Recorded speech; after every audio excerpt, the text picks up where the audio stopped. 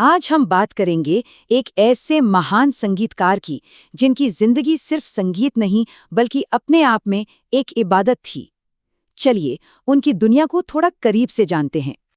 सोचिए, भारत में कोई भी शुभ मौका हो, शादी ब्याह, पूजा पाठ या कोई भी जश्न, एक आवाज है जो कानों में जरूर पड़ती है। वो है शहनाई की मंगल ध्वनि।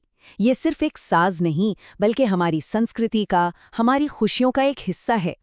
लेकिन जरा सोचिए, क्या हो सकता है जब एक साज की, एक इंस्ट्रूमेंट की पहचान बस एक ही इंसान बन जाए, जब उस साज की आत्मा और कलाकार की आत्मा में कोई फर्क ही ना रहे। करीब करीब 100 सालों तक शहनाई की इस आवाज का मतलब सिर्फ एक ही नाम था।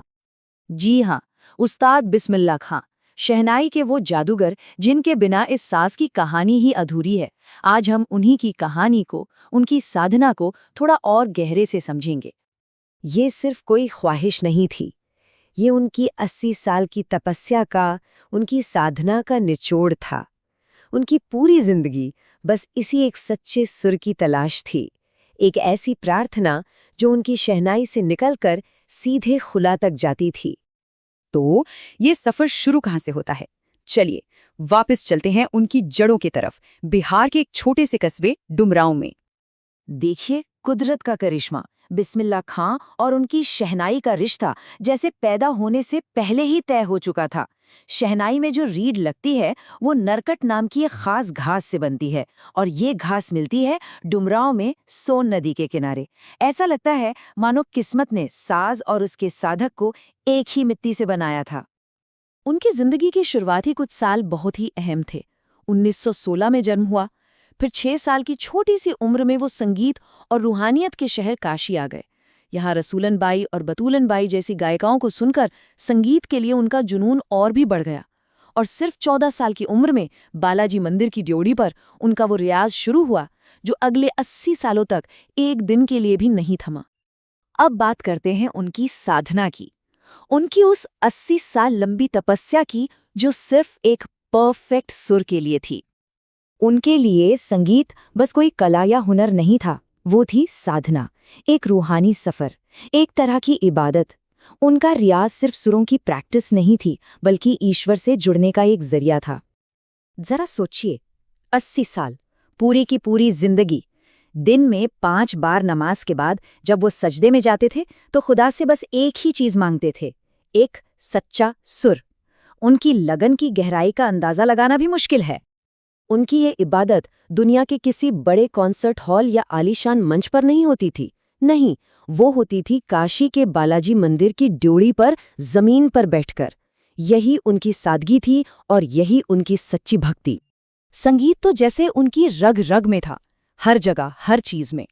आलम ये था कि जब कुलसूम हलवाइन की दुकान पर गरम घी में कचौड़ी पड़ती थी ना, तो उस छन की आवाज में भी उन्हें संगीत के सारे आरोह अवरोह सुनाई दे जाते थे।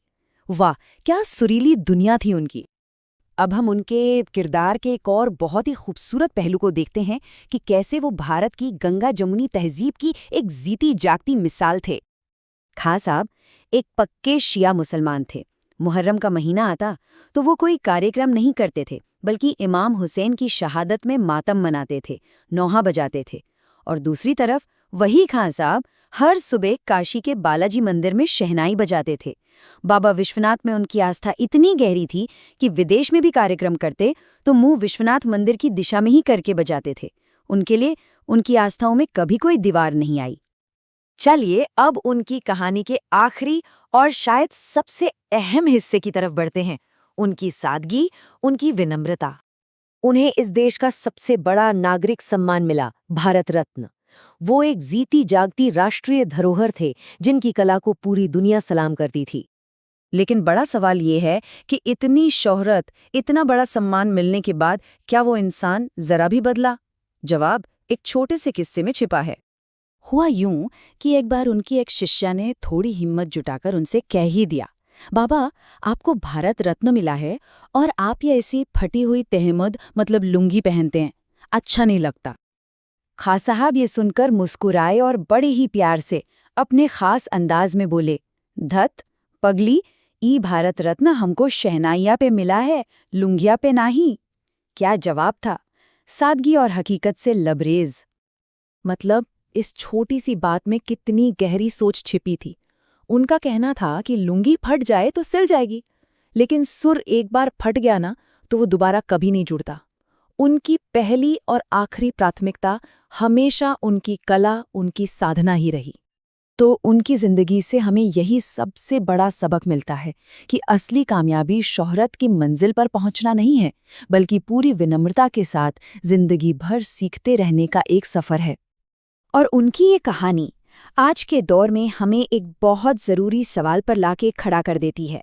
आज जब हम सब पब्लिक रिकग्निशन और तारीफ़ों के पीछे भाग रहे हैं, तो उस्ताद बिस्मिल्लाह खां की वो खामोश, निजी इबादत, उस डिवोशन का हमारे लिए क्या मतलब है? इस पर सोचिएगा ज़रूर।